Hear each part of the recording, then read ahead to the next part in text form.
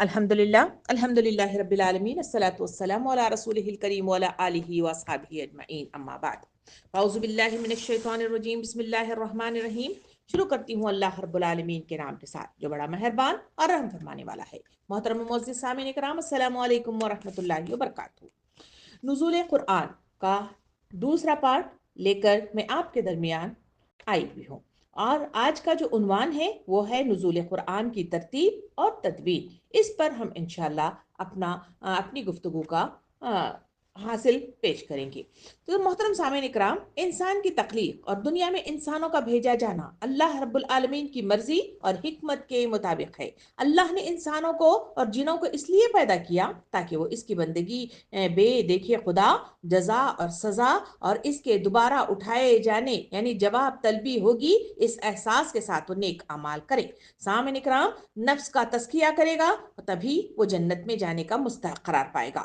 اللہ کے احکامات کو بلا چوں و چرا مانے اور شیطان کے چالوں سے اپنے آپ کو ایمان اور یقین کے ذریعے ان چالوں کو ناکام بنائے، اسی کے لیے جزا جنت کی شکل میں دینے کا وعدہ قرآن مجید کرتا ہے۔ اور جو شخص نفس کے خواہشات کے آگے ہار گیا اور شیطان کے دھوکوں کا شکار ہوا اور انکار اور روح گردانی کی تو اس کا انجام جہنم جیسی سزا کے ساتھ عطا کیا جائے گا۔ سامعین اکرام، ایسا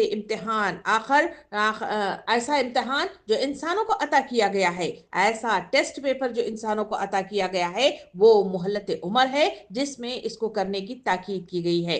آخر انسانوں کو اس ٹیسٹ پیپر کے لیے راستہ کون سا ہے، اس کی تلاش کیسے کی جائے، اللہ کی رضا کیسے حاصل کی جائے، اس کی ناراضگی سے کیسے بچا جائے، معلوم کرنے کے لیے اللہ رب العالمین نے دنیا میں 1,24,000 انبیاء کرام کو بھیجا، اور ان کے انتقال کے بعد ہدایت اور رہنمائی ملنے اور حاصل کرنے کے لیے کتابوں اور صحفوں کو اتارا گیا جس سے لوگ رہنمائی حاصل کرتے ہیں۔ سامعین کرام، نبی کریم صلی اللہ علیہ وسلم نے ارشاد فرمایا، میں تمہارے درمیان دو چیزوں کو چھوڑے جا رہا ہوں، جو ان کو تھامے گا وہ کبھی گمراہ نہیں ہوگا، وہ ہے میری ایک کتاب، دوسری ہے میری سنت۔ سامعین اکرام، قرآن میں قوم بنی اسرائیل کا تذکرہ ہے۔ اس قوم پر ایک کے بعد دیگرے لگاتار انبیاء کرام کا نزول ہوتا رہا اور تورات، انجیل اور زبور ان کو عطا کی گئی، مگر افسوس اس قوم نے ان کتابوں کو نہ پڑھا، نہ ان کی حفاظت کی اور نہ ان پر عمل کیا۔ اس وجہ سے یہ قوم مغضوب ہونے والی قوم بنی اور عذاب الہی کا شکار ہو کر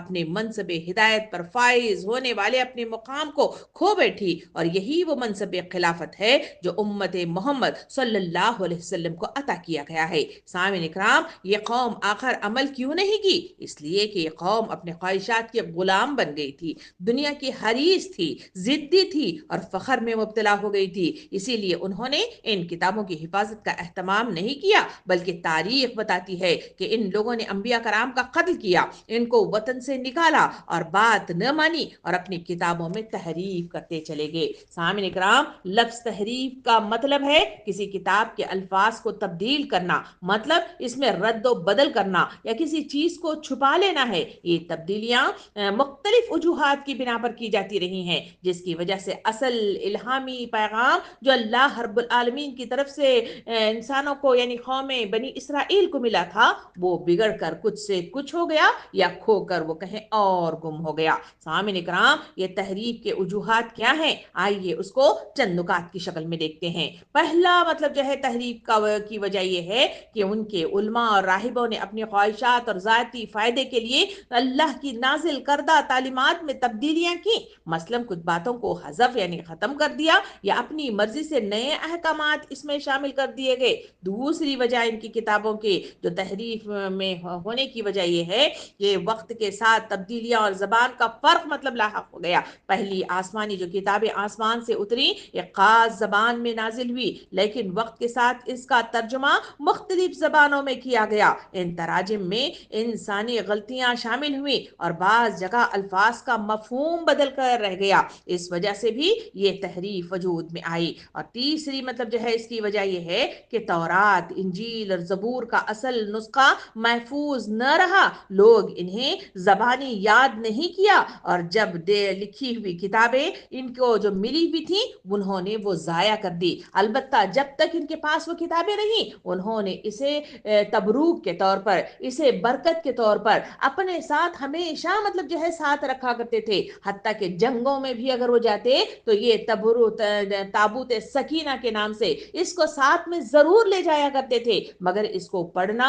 اس پر عمل کرنا، اس کی حفاظت کا انتظام کرنا، اس کو دوسری اور مطلب جو ہے کاپی کی شکل میں اس کو تحریر کرنا، اس پر انہوں نے نہ غور کیا، نہ فکر کیا، اور نہ ہی اس پر عمل پیرا وہ لوگ ہوئے۔ اسی وجہ سے وہ ساری کتابیں ضائع ہو گئیں یا جنگوں میں وہ جل کر ختم ہو گئیں، اور بعد میں لوگوں نے انہیں جو کچھ یاد مطلب جو ہے تھا تو اس مطلب جو ہے کند ذہنی کی بنا پر انہوں نے دوبارہ سے اس کو خود اپنی مطلب جو ہے منطق کے مطابق، اپنی سوچوں کے مطابق اس کو ترتیب دینا شروع کر دیا، جس کے نتیجے میں وہ تحریف شدہ کتاب بن کر منظر عام پر آئی۔ چوتھی وجہ یہ ہے کہ کئی بار حکمرانوں نے اپنی حکومت اور طاقت کو مضبوط کرنے کے لیے ان کتابوں میں تبدیلیاں کروائیں تاکہ ان کے فیصلوں کو الہامی سمجھ کر قبول کیا جائے۔ اس وجہ سے انہوں نے ان کتابوں کا بھی استعمال کیا اور پھر اس میں تحریف یعنی تبدیلیاں ان میں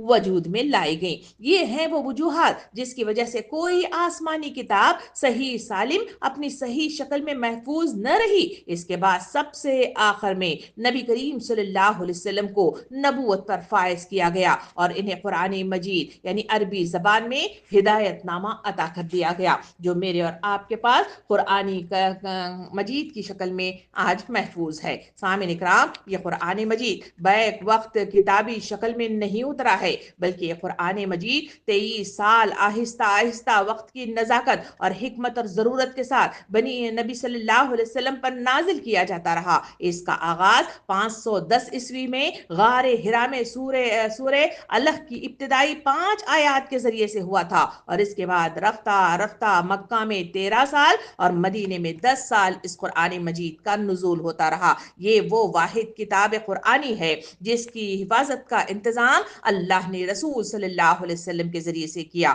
اس لیے آج یہ کتاب 1400 سال بیت جانے کے بعد بھی صحیح سالم وہی ترتیب اور وہی انداز میں میرے اور آپ کے پاس محفوظ ہے۔ اس میں کوئی تحریف نہیں ہو سکی اور نہ کی جا سکتی ہے۔ اس کی حفاظت کا انتظام اللہ رب العالمین نے روح محفوظ میں سے بند ہے کے ساتھ اس کو مطلب جو ہے اپنے ذمے لے لیا ہے۔ اس وجہ سے اس کی حفاظت کا انتظام آخر کیسے ہوا، کیا ہوا، آئیے اس کو ہم دیکھتے ہیں تاکہ اس کتاب کی اہمیت، افادیت کو ہم سمجھ سکیں اور اپنے لیے رہنمائی حاصل کر سکیں، تاکہ ہم بھی مطلب جو ہے اس کتاب کو کہیں پسے پوچھ ڈالنے والے ان بنی اسرائیل کی طرح کے رویہ نہ اپنا سکیں جنہوں نے اپنی کتابوں کو بھلا دیا تو پھر مطلب جو ہے وہ راہ راست سے بھٹک کر مغضوب ہونے والی قوموں میں شمار ہو گئے۔ تو ہم بھی ضرورت اس بات کی ہے کہ رمضان کے آنے سے پہلے اس ترتیب کو، اس کی ضرورت کو، اس کی اہمیت کو، اس کی افادیت کو سمجھنے کی کوشش کریں تاکہ ہم بھی صحیح معنوں میں اس کی اہمیت کو جانتے ہوئے اس کا مطلب جو ہے ہم حفاظت کر سکیں اور اس کو صحیح معنوں میں اس کو اپنے اعمال میں لا سکے۔ سامعین کرام، جہاں اس کی حفاظت کا ذکر کیا جا رہا ہے، اس قرآن مجید کو جب نبی کریم صلی اللہ علیہ وسلم پر رفتہ رفتہ تھوڑا تھوڑا آہستہ آہستہ کر کے جہاں اس کا نزول ہوا تھا، اس کو ایک جگہ جمع کرنا جو آج اس وقت میرے اور آپ کے پاس کتابی شکل میں جو موجود ہے، اس کو مطلب جو ہے جمع قرآن کے نام سے یاد کیا جاتا ہے۔ جمع قرآن سے مراد قرآن کریم کا جمع کرنا ہے، خواہ حفظ سے ہو یا مطلب جو ہے کتابت سے ہو یا تلاوت کی ریکارڈنگ سے ہو۔ اسے تدوین کہا جاتا ہے۔ تدوین سے مراد اس کو کتابی شکل میں ترتیب دینا۔ ان سب مراحل کی ایک دلچسپ معلوماتی مطلب جو ہے تاریخ ہے جسے ہر شخص کو آگاہ ہونا چاہیے تاکہ اس مقدس کتاب کو کس طرح کن کن ادوار سے گزر کر اسے محفوظ کیا گیا ہے، جو میرے اور آپ کے پاس محفوظ ہے، اس کو ہم جان سکتے ہیں۔ سامعین کرام، عربی زبان میں قرآن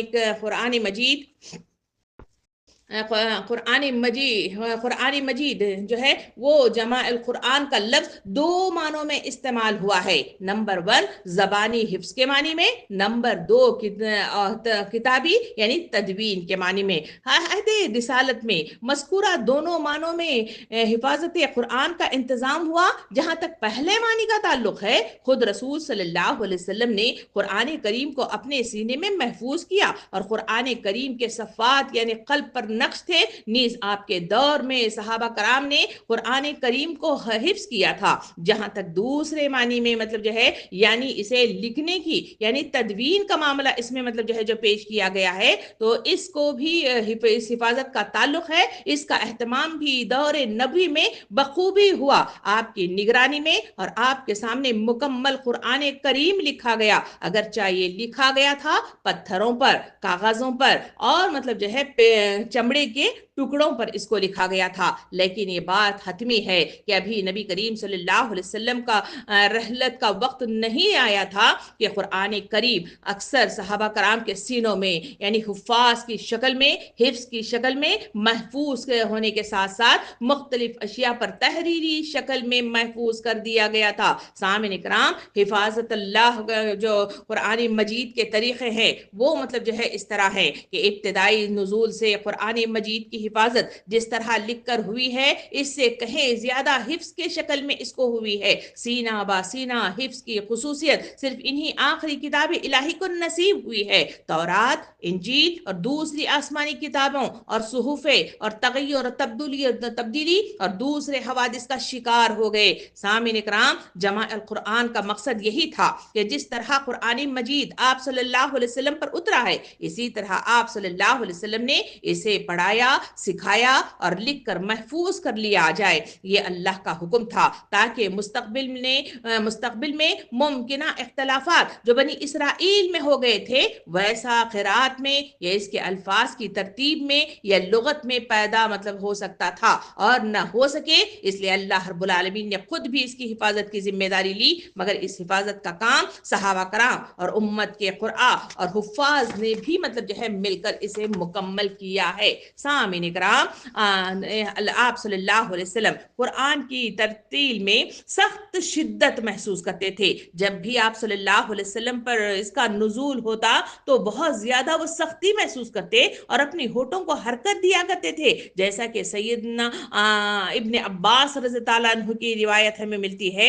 कि वो फरमाते हैं अल्लाह ताला ने इब्तिदा में ये भी फरमा दिया कि ए हबीब सल्लल्लाहु अलैहि वसल्लम, आप कुरान को याद करने की जल्दी में नुज़ूल कुरान के साथ अपनी जबान को हरकत न दिया करें। बेशक इसे आपके सीने में जमा करना और इसे आपकी जबान से पढ़ाना हमारे जिम्मे है। यानी नबी करीम सल्लल्लाहु अलैहि वसल्लम जब भी इस कुरान के नुज़ूल का वक्त होता, आप मतलब जो है घबराहट के आलम में इसको याद करने के लिए अपने होठों को हरकत दिया करते थे और जल्दी जल्दी उसको याद करने की कोशिश में वो मतलब जो है जल्दी किया करते थे। उस वक्त अल्लाह रब्बुल आलमीन ने नबी करीम सल्लल्लाहु अलैहि वसल्लम को तसल्ली दी कि आप इसे जल्दी करके इसे याद करने की कोशिश में न लगे रहें, इसलिए कि इसकी हिफाजत का इंतजाम हम मतलब जो है ले लिए हैं और इसे सीनों में तुम्हारे महफूज करना हमारा काम है। सामिन इकराम, जमा करने से मुराद यहाँ इस दौर की और मुस्तकबिल की कुरानी जमा है जो सीनों में भी है और किताबों की शक्ल में भी हमारे पास मौजूद है। कुरान से मुराद आप सल्लल्लाहु अलैहि वसल्लम से इसे वैसे ही तरतील से पढ़वाना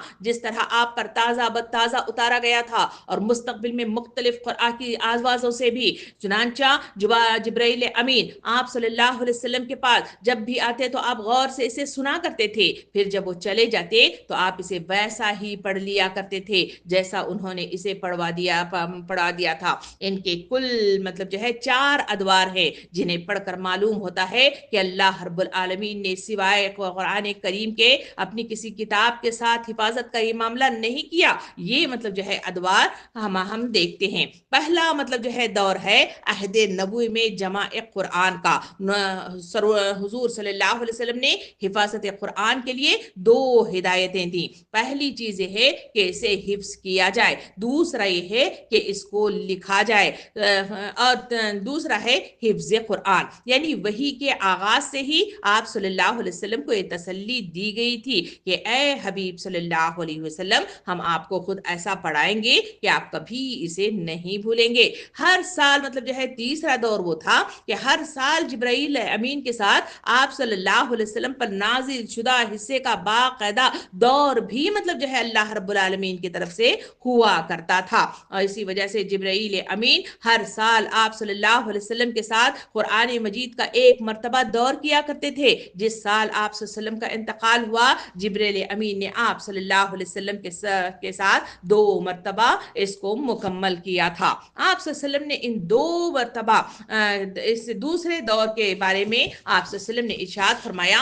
कि जिब्रील अमीन मेरे साथ हर साल कुरान करीम का एक दौर पर फरमाया करते थे। इस साल उन्होंने मुझे 2 मरतबा किया है। मैं तो यही समझता हूँ कि मेरी जाहिरी पर्दा फरमाने का वक्त आ गया है, यानी रहलत का वक्त करीब है। सामिन इकराम, मक्की मुसलमान भी हैरत अंगेज कुव्वत हाफिजा के मालिक थे। उन्होंने 13 बरस के अरसे में मक्के में नाजिल होने वाले कुरानी हिस्से को सराअत से अपने सीने में महफूज कर लिया। सहाबा कराम सहाबियात की बड़ी तादाद ने न सिर्फ इसे याद किया बल्कि लिखा भी और गौर और तदब्बर भी करना भी सीखा। वो अपनी प्यारी नींद, नरम और गर्म बिस्तर को छोड़कर क़यामुल लैल करते, तहज्जुद में इसे पढ़ा करते। इनके घरों से राहगीरों को कुरान मजीद की पढ़ने की आवाज़ें ज़ोर ज़ोर से सुनाई देती थी। सैयदना अबू बकर सिद्दीक़ रज़ी अल्लाह अन्हु ने इस बिना पर इब्नुल गन्ना की अमान मतलब हासिल कर दी कि मैं कुरान को पढ़े बगैर नहीं रह सकता।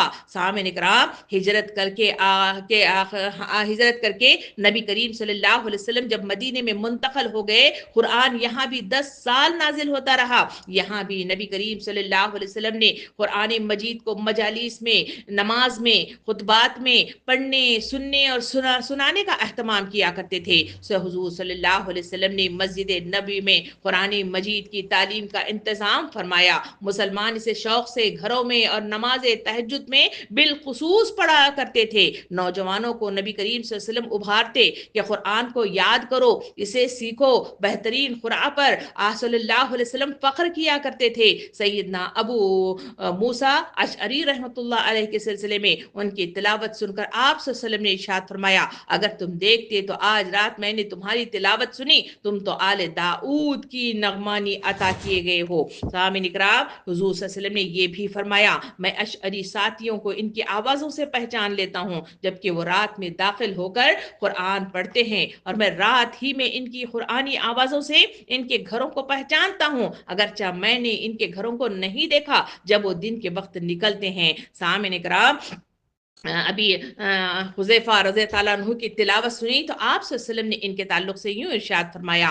कि अल्लाह की हम्द व सना जिसने मेरी उम्मत में तुझ जैसे लोग पैदा किए। और फिर से इब्ने मसऊद रज़ी अल्लाह अन्हु के ताल्लुक से आप सल्लल्लाहु अलैहि वसल्लम ने इरशाद फरमाया, मुझे कुरान मतलब जो है एक बार उनसे तकाजा किया कि मुझे कुरान सुनाओ। उन्होंने अर्ज़ किया, अल्लाह के रसूल सल्लल्लाहु अलैहि वसल्लम, कुरान आप पर उतारा गया है और मैं उसे सुनाऊं? आप सल्लल्लाहु अलैहि वसल्लम ने इरशाद फरमाया, मुझे अच्छा लगता है कि मैं दूसरों से कुरान करीम सुनो। तो हज़रत इब्ने मसऊद रज़ी अल्लाह अन्हु ने सूरे निसा मतलब जो है पढ़ना शुरू की। जब वो इस आयत पर पहुंचे जिसका तर्जुमा कुछ इस तरह था कि मैं इस दिन क्या हाल होगा जब हम हर उम्मत से एक गवाह लाएंगे और मोहम्मद सल्लल्लाहु अलैहि वसल्लम हम आपको इन सब पर गवाह बनाकर ला खड़ा करेंगे। आप सल्लल्लाहु अलैहि वसल्लम ने हज़रत इब्ने मसऊद रज़ी अल्लाह अन्हु से कहा कि हबक आलान, बस बस बस काफ़ी है। इब्ने मसऊद रज़ी अल्लाह अन्हु फरमाते हैं कि मैंने रुक कर आप सल्लल्लाहु अलैहि वसल्लम की तरफ देखा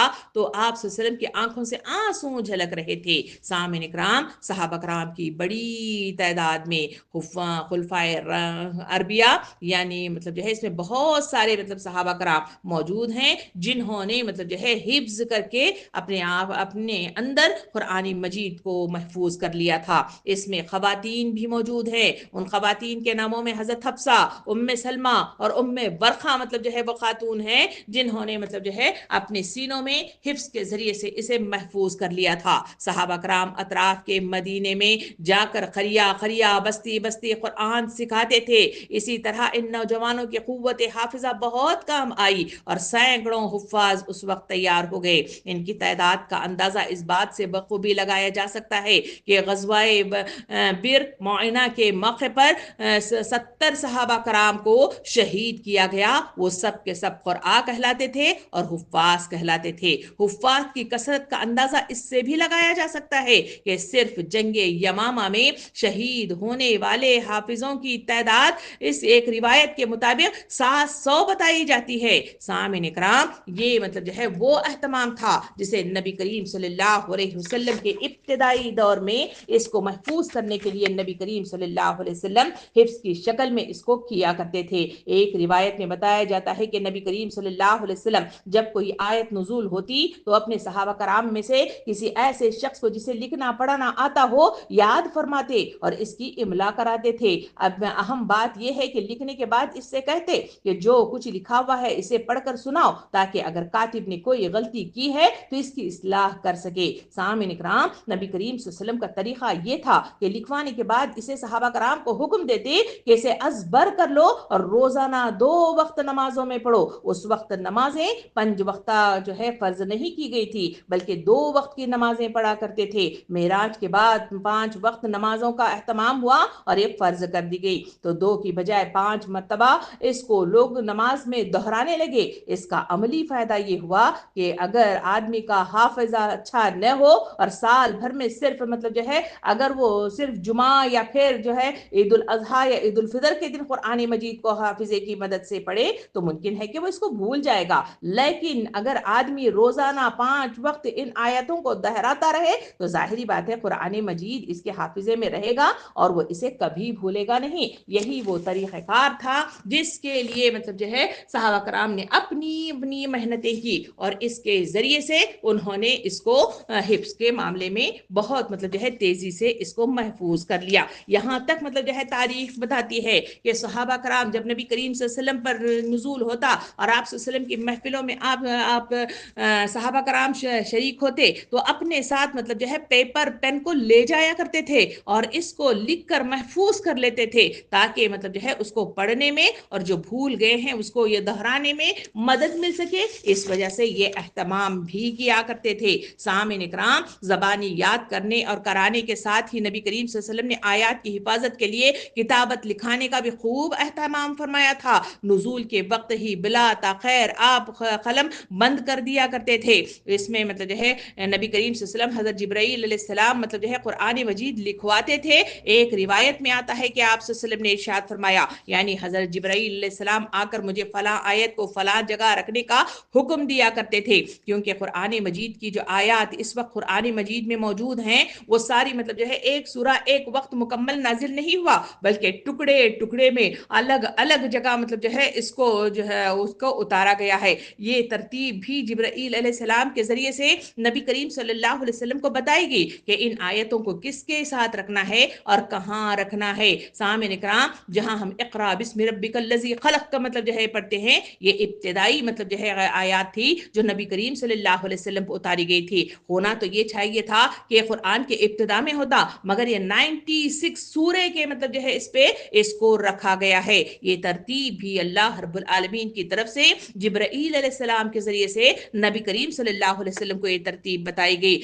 نبی کریم صلی اللہ علیہ وسلم آیات لکھوانے کا بھی خوب اہتمام فرماتے تھے اور لکھوانے کے بعد سن بھی لیا کرتے تھے۔ اگر کوئی فرد گزارش ہوتی تو اس میں بھی جو ہے اصلاح کا سامان ہو سکے، اس وجہ سے اسے درست کرنے کے لیے دوبارہ لکھی ہوئی چیز کو دوبارہ سے اس کو پڑھنے پڑھانے کا اہتمام کیا کرتے تھے۔ پھر لکھی ہوئی آیات آپ صلی اللہ علیہ وسلم اپنے پاس محفوظ فرما لیتے تھے۔ سامعین اکرام، قرآن مجید کی کتابت کے لیے بھی اس وقت کی ایسی پائیدار چیزیں استعمال کی گئی تھی جس میں حوادث و آفاق کے مقابلے کی صلاحیت نسبتاً زیادہ تھی تاکہ مدت دراز تک محفوظ رہ سکے۔ اسے تحقیق کے مطالعے سے کتاب قرآنی میں درج ذیل جو ہے چیزیں استعمال کی گئی تھی۔ مثلاً جو ہے اس کو محفوظ کرنے کے لیے اسے پتھروں کی چوڑی جو ہے پتلی سلوں پر اس کو استعمال کر کے اس پہ لکھا گیا تھا، جسے ہم سلیٹ کے نام سے جانتے ہیں۔ سورتوں اور آیتوں کی جو ترتیب ہے وہ پوری امت کو اس بات پر اجماع ہے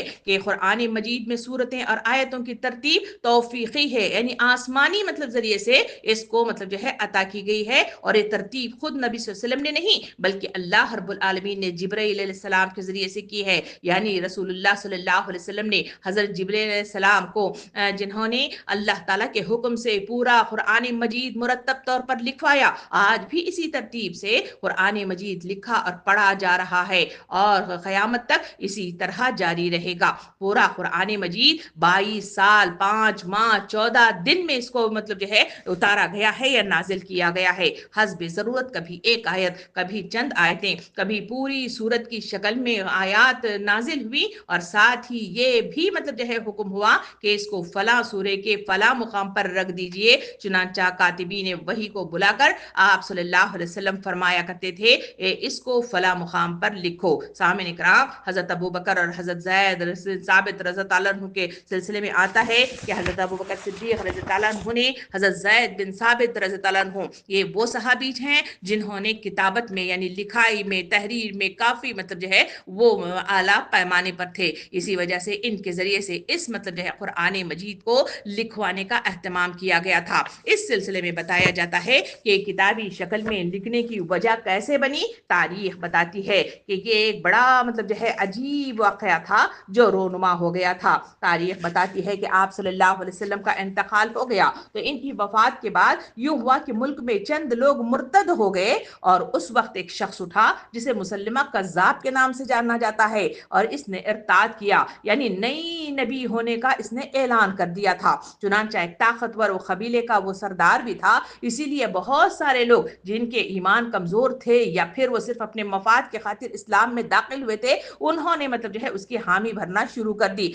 हजरत अबू बकर सिद्दीक रज़ी अल्लाह अन्हु ने इससे जंग की। ये जंग बहुत शदीद थी जिसमें मुसलमानों की तादाद बहुत कम थी जबकि दुश्मनों की तादाद बहुत ज्यादा थी, और जंग भी दुश्मन के इलाके यमामा के मुकाम पर लड़ी गई थी। इस जंग में बहुत सारे मुसलमान शहीद हो गए। इस शहीद होने वालों में चंद लोग ऐसे भी थे जो कुरान मजीद के बेहतरीन हाफिज समझे जाते हैं। मुसलमानों को फतह नसीब हुई और मदीने के लोगों को फतह मतलब फतह पर खुशी हुई, लेकिन ये इतला पाकर सबसे बरगजीदा और बेहतरीन मुसलमान इस जंग में जो शहीद हो गए वो रंज भी बहुत हुआ। तारीख के सफ़ात बताते हैं कि इसमें 700 के करीब मतलब जो है जो अफराद शहीद हो गए थे वो सारे के सारे हुफ्फाज थे और सारे के सारे क़ुराह माने जाते थे। हजरत उमर रज़ी अल्लाह अन्हु ने इससे नतीजा अखज़ किया कि अगर कुरान मजीद के तहफ़्फ़ुज़ यानी हुकूमत ने इस पर तवज्जो न की तो हाफिज कुरान मजीद रफ्ता रफ्ता आइंदा जंगों में ये हुफ्फाज खत्म होते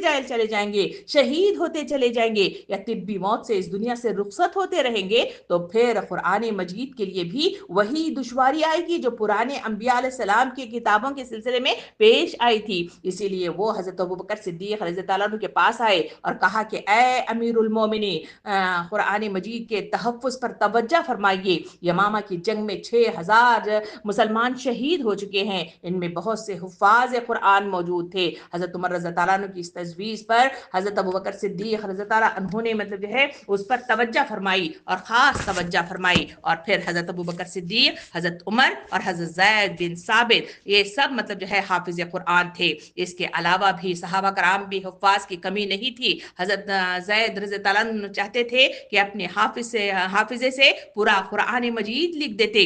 ये हाफिज सहाबा कराम को इकट्ठा करके महज इनके हाफिजे की मदद से ही कुरान मजीद लिखा जा सकता था। इसी तरह महज रसूल सल्लल्लाहु अलैहि वसल्लम के ज़माने में लिखी हुई आयतों से कुरान मजीद लिखा जा सकता था, लेकिन अबू बकर सिद्दीक रज़ी अल्लाह अन्हु ने बैक वक्त सारे वसाइल को बरोए कार लाने का हुक्म फरमाया, खुद भी शरीक रहे, और हज़रत उमर रज़ी अल्लाह अन्हु को भी हज़रत ज़ैद रज़ी अल्लाह अन्हु के साथ लगाया, और हज़रत उमर रज़ी अल्लाह अन्हु ने पूरी बस्ती में ऐलान कर दिया कि जिन लोगों ने जो भी आयत रसूल सल्लल्लाहु अलैहि वसल्लम से लिखी हुई है वो सब लेकर आ जाए। चुनांचा जब कोई लिखी हुई आयत आती तो बिला चूं चराई से कबूल न किया जाता, बल्कि इसके पर 2 गवाहों को तलब लग करके इसकी मतलब जो है गवाही दी जाती, फिर इसको एक्सेप्ट किया जाता था। और किसी से कोई आयत इस वक्त तक कबूल न की जाती थी तब तक कि इस पर 2 गवाह मतलब जो है गवाही न दे देते कि ये आयत रसूल सल्लल्लाहु अलैहि वसल्लम के साथ लिखी गई थी, यानी आप सल्लल्लाहु अलैहि वसल्लम की तरफ से इसकी तस्दीक हो चुकी है।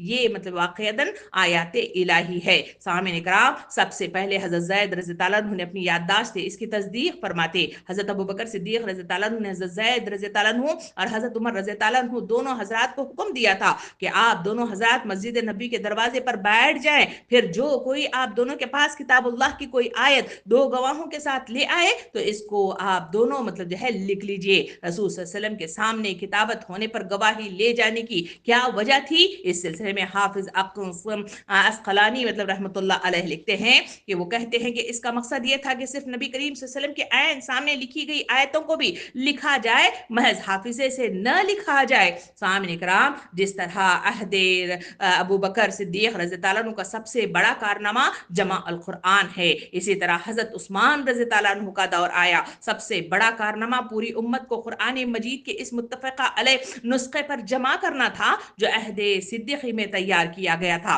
इस तरह उम्मत मुस्लिमा का शीराज़ा बिखरने से उन्होंने बचा लिया था। सामईन इकराम, इब्तिदाइया में मज़मून व मानी की हिफाजत करने के लिए अल्फाज में अदना तब्दीली के साथ पढ़ने की इजाज़त दी गई थी। यानी पहले दौर में यह था कि हज़रत अबू बकर सिद्दीक़ रज़ी अल्लाह अन्हु ने तमाम लोगों से पूछ पूछ कर जमा शुदा सारी आयात को एक जगह जमा किया, हुफ़ाज़ के ज़रिए से पढ़ा कर उसे तरतीब दिया गया। मगर ये सारे मतलब जो है जो तरतीब थी वो अलग अलग सूरों को अलग अलग जगह मतलब जो है तरतीब देकर रखा गया था। मगर हज़रत उस्मान रज़ी अल्लाह अन्हु के दौर में मतलब जब दाखिल हुए तो उस जमाने में मतलब जो है दायरा इस्लाम मतलब जो है बहुत वसी हो गया था। तो जिन लोगों ने मज़कूरा बाला रियायतों की बुनियाद पर अपने अपने क़बाइल और इनफरादी लहज्जों में जब इसको मतलब जो है मुतवातर मतलब जो है तहफ़्फ़ुज़ के लिहाज से इस कुरान मजीद के मुख्तलिफ नुस्खे लिखे थे, इनके दरमियान शदीद इख्तलाफात रोनुमा हो गया, क्योंकि इसके ऊपर आराब यानी ज़ेर ज़बर पेश वगैरह नहीं लगा हुआ था।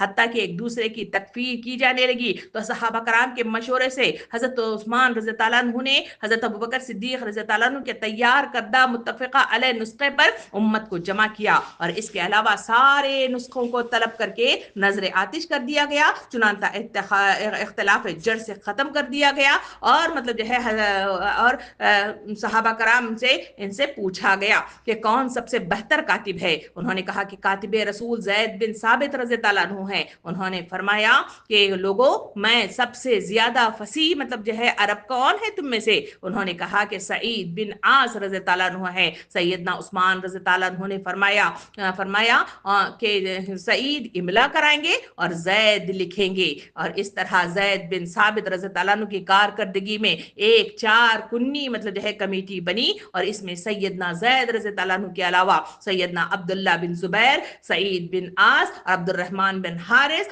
जो है इसमें शामिल रहे। ये हजरात सही कुरैशी हिज्जे के क़िरात के साथ इंतहाई रासिख हाफिज और जाबित थे।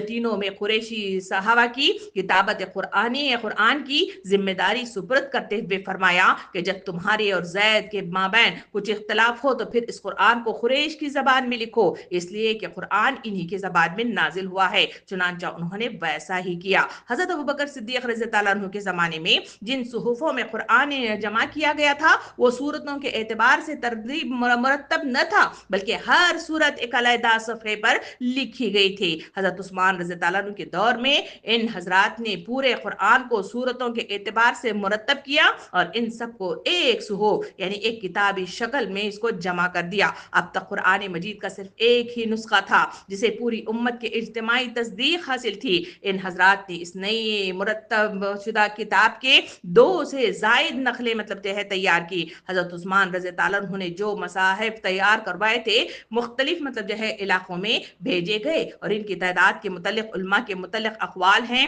कि जिसमें सही तरीन और क़रीन मतलब जो है क़यास कौल ये है कि हज़रत उस्मान रज़ी अल्लाह अन्हु ने 6 मसाहिफ तैयार करवाए थे। बसरी मसाहिफ, कोफ़ी मज़हब और शामी मज़हब, मक्की मज़हब, एक मदनी मज़हब या मज़हब जो आम मतलब जो है अहले मदीना के लिए था और दूसरा मदनी मज़हब जो हज़रत उस्मान रज़ी अल्लाह अन्हु ने अपने पास रखा था। मज़हब इमाम के नाम से मौसूफ है। इस नाम की वजह शायद ये हो सकती है कि हज़रत उस्मान रज़ी अल्लाह अन्हु ने सबसे पहले यही मतलब जो है मज़हब तैयार करवाया था और फिर इसी को सामने रखकर दूसरी किताबों को मजीद नकलें इसकी तैयार कर ली थी। इस एतबार से ये किताब उस्मानिया में से हर मज़हब को भी मज़हब इमाम कहा जाता है कि जहाँ वो मज़हब भेजा गया वहाँ के लोगों ने इसकी इक़्तिदा की और इसको मतलब जो है उसी तरह छाप कर उन्होंने अपने पास मजीद कॉपियाँ बना ली। सामईन इकराम, हज़रत अबू बकर सिद्दीक़ रज़ी अल्लाह अन्हु के अहद में जो नुस्खा तैयार हुआ था इसमें सारी सूरतें अलग अलग लिखी गई थी।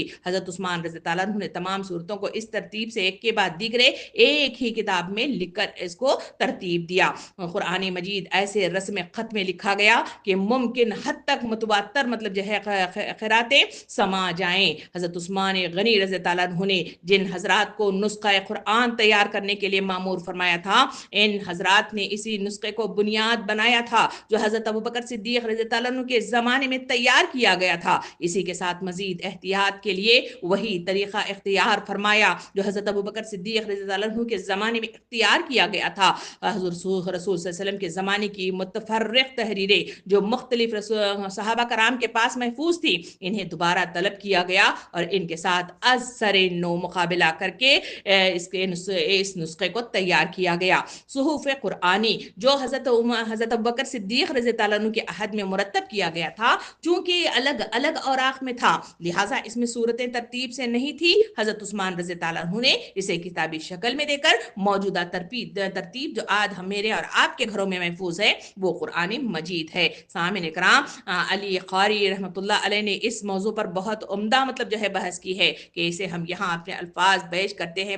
وہ اس طرح فرماتے ہیں کہ قرآن مجید جتنا جس مقدار میں اور جس طریقے سے موجود ہے وہ اللہ تعالیٰ کا کلام ہے جو تواتر سے ثابت ہے, اور اس پر اہل علم تحقیق کا اجماع ہے. اس میں جو شخص کی کمی بیشی کرے گا وہ کافر قرار پائے گا. اس پر سارے مطلب جو ہے لوگوں کا اتفاق ہے. سامعین اکرام, قرآن مجید میں ہے کہ اس دن سے ڈرو جس میں تم اللہ کی طرف لوٹائے جاؤ گے. یہ قرآن مجید کی آخری مطلب جو ہے آیت ہے جو مطلب جو ہے اتاری گئی تھی.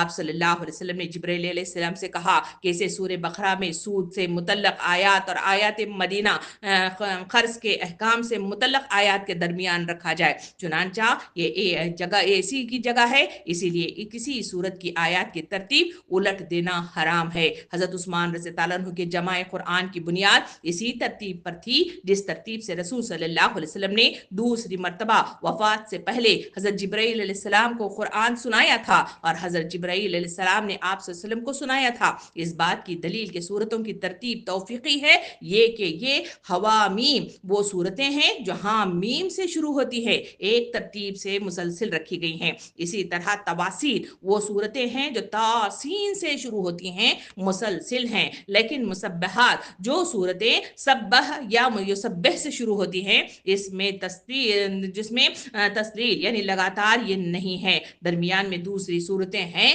اسی لیے مکی اور مدنی صورتیں الگ الگ نہیں ہیں بلکہ ملی جھلی ہیں. یہ تمام امور اس بات کا ثبوت ہے کہ صورتوں کی ترتیب بھی توفیق الہی سے ہے. سامعین اکرام, اس دور کے بعد دیکھا جائے تو قرآن مجید مطلب جو ہے پڑھنے کے لیے لوگوں کو مشکل ہو جاتی تھی. جو لوگ اجمی لوگ تھے, جو عربی تھے, ان کو تو ان کی زبان تو عربی تھی, اس وجہ سے وہ پڑھ لیا کرتے تھے, اور اجمی لوگوں کو اس سے قرآن مجید کو پڑھنا, عربی زبان کو سمجھنا ان کے لیے مشکل ہو گیا تھا, اس لیے کہ اس کے اوپر اعراب نہیں لگائے گئے تھے, یعنی زیر زبر پیش نقطے وغیرہ اس میں نہیں لگائے گئے تھے, کیونکہ عربی زبان رسم خط میں یہ علامتیں شامل نہیں تھی. اسی وجہ سے آغاز قرآن کے بغیر ہی اعراب کے لکھا گیا تھا. نبی کریم صلی اللہ علیہ وسلم کے زمانے میں قرآن مجید کو لکھنے کے لیے عربی رسم خط استعمال ہوتا تھا, لیکن اس میں نہ تو نقطے تھے اور نہ ہی زیر زبر پیش تھا. جیسی عربی علامتیں عرب اپنی زبان کے ماہر تھے, اس لیے انہیں ان علامتوں کے بغیر بھی پڑھنے میں دشواری نہیں ہوتی تھی. حضرت علی رضی اللہ عنہ کے زمانے میں نقطے لگانے کا آغاز کیا گیا.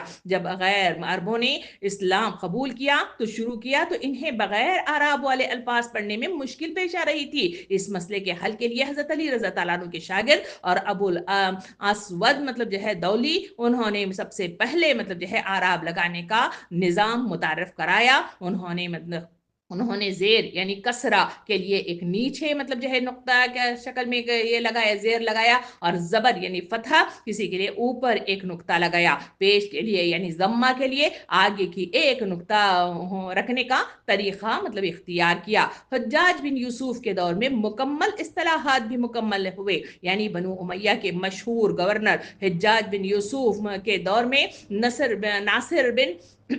بن عاصم اور یحییٰ بن عامر نے مزید مطلب جو ہے بہتری اس میں لائی, یعنی حرف کے فرق کے لیے نقطے لگائے گئے, جیسا کہ با تا سا میں مطلب جو ہے فرق ہے. اور اعراب کو مختلف مطلب جو ہے شکل انہیں دی گئی, جیسے نقطوں کے بجائے موجودہ زیر زبر پیش کیا گیا. بعد کے ادوار میں مزید بہتری آئی, یعنی آہستہ آہستہ قرآن میں وقف یعنی رکنے کی علامتیں, مد, سجدے کی نشانیاں اور دیگر نشانیوں کا اضافہ کیا گیا تاکہ قرأت مزید مطلب جو ہے آسان ہو سکے۔ سامعین کرام، یہ وہ اصطلاحات تھے جو اس قرآن مجید کی تیاری میں اس کو ایک جگہ جمع کرنے میں کی گئی تھی۔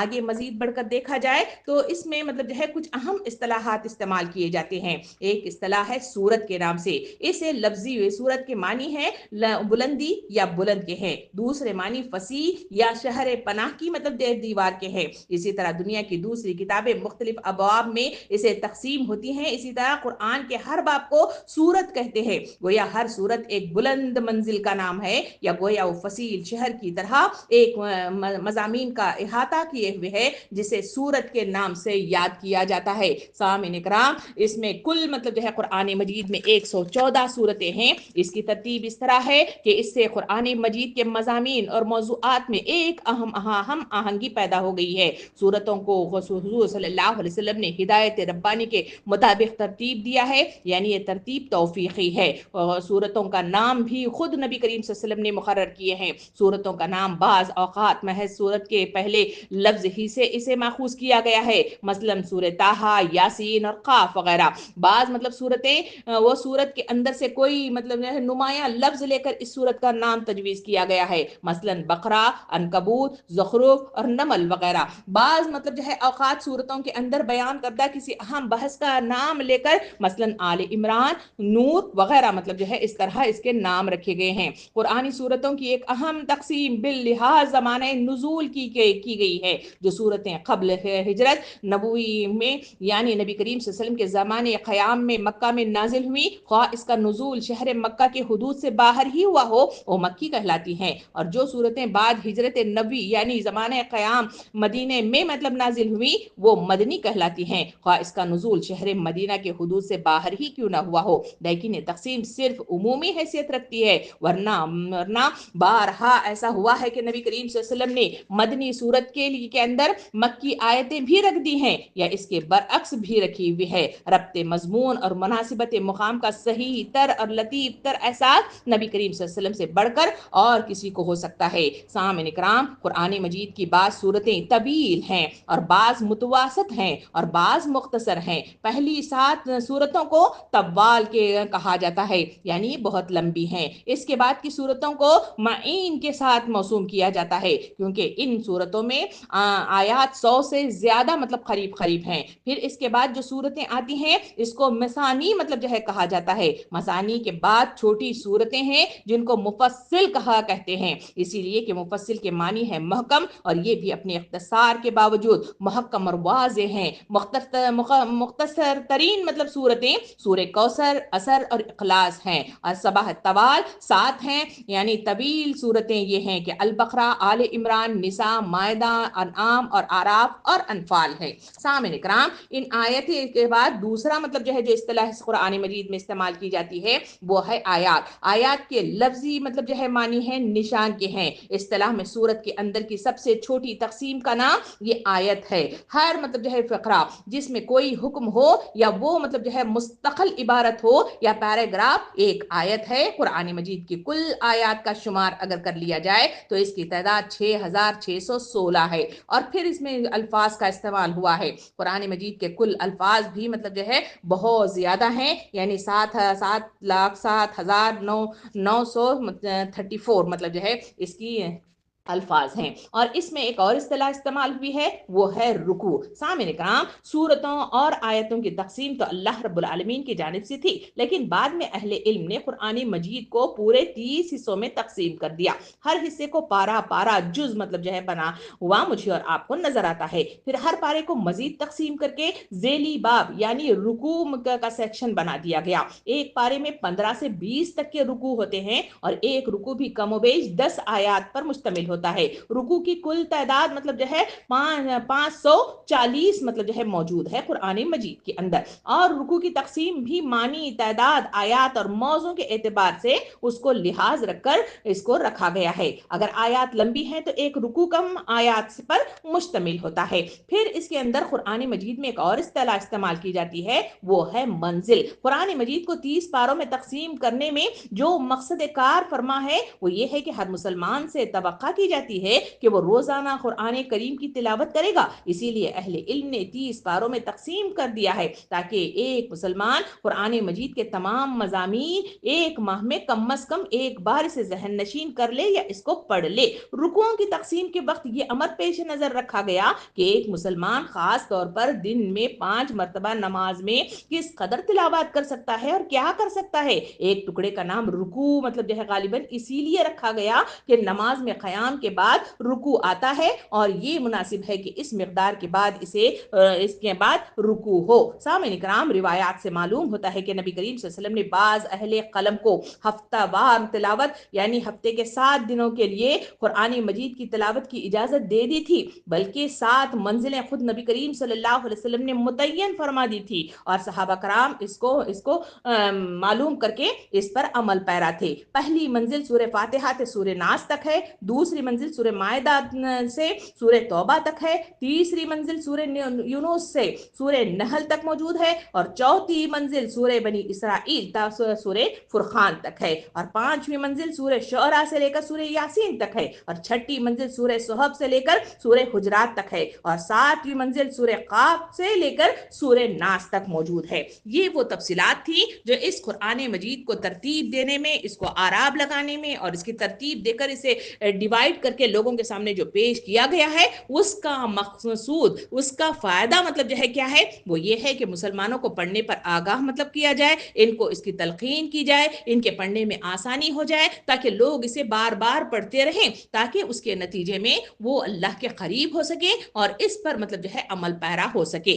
آخری بات کہتے ہوئے اپنے بات کے اختتام تک پہنچوں. افسوس صد افسوس حال یہ ہے کہ آج قرآن مجید کو اتنی ساری مطلب جو ہے مشکلات اور آزمائشوں اور محنتوں اور جہد کے بعد اس کو تیار کیا گیا، مگر افسوس صد افسوس میری اور آپ کی مطلب جو ہے حال یہ ہے کہ ہم قرآن مجید کو جمعہ مطلب جو ہے صرف پڑھنے کے لیے، خسمے کھانے کے لیے، اس قرآن کو پکڑ کر دلہن کو نیچے سے گزارنے کے لیے ہم اس کو استعمال کرتے ہیں، یا رمضان میں صرف مطلب جو ہے پڑھتے ہیں، یا قرآن مجید کو صرف ہجوں سے تجوید کے ساتھ پڑھ کر اس کو خاتمہ کر دیتے ہیں. تو کیا مطلب جو ہے یہ فوائد جو قرآن مجید مجھے اور آپ کو دینا چاہتا ہے، کیا اس سے یہ حاصل ہوتے ہیں؟ یہ وہ سوال ہے. سوچتے رہیے، آگے بڑھتے رہیے، محاسبہ کرتے رہیے. اللہ رب العالمین سے دعا ہے کہ مجھے اور آپ کو سوچنے سمجھنے والا مطلب جو ہے صحیح ذہن عطا فرمائے، عقل عطا فرمائے، شعور عطا فرمائے اور اس پر نمائی عطا فرمائے تاکہ اس کے ذریعے سے ہم صحیح مطلب جو ہے قرآن سے محبت کر سکے.